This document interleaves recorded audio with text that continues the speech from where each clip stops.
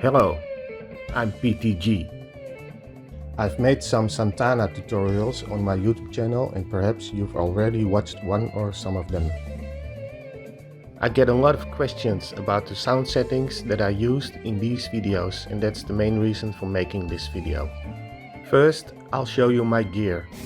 I have a Fender Princeton 112 Plus amplifier,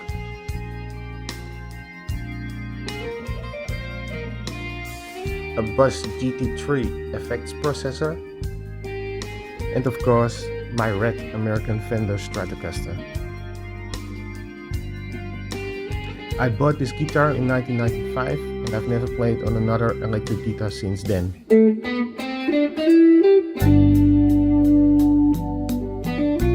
When I start to build the sound for a song or solo, I keep the sound on my amp as clean as possible.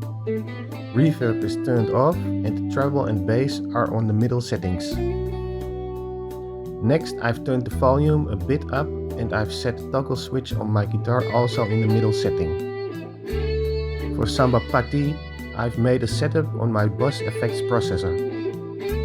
In this setup, I've used reverb, chorus, a bit delay, a bit sustain, and for the distorted sound, I've selected a turbo overdrive. I set the reverb at 3.4 seconds, stereo chorus at rate 14 and depth at 32. Single delay at 317 milliseconds, sustain at 41. I've set the turbo overdrive at 100%. In my effects processor, I can also choose a preamp. There's one called Crunch, and I've chosen that one because it gives a dampened or some darker edge over the original sound.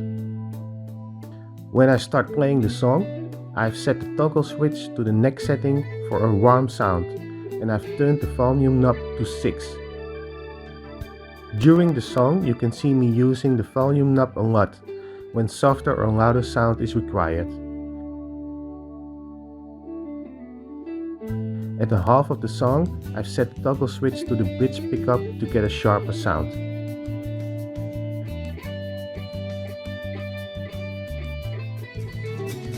If you don't have an effects processor, you can use standalone foot pedals like these.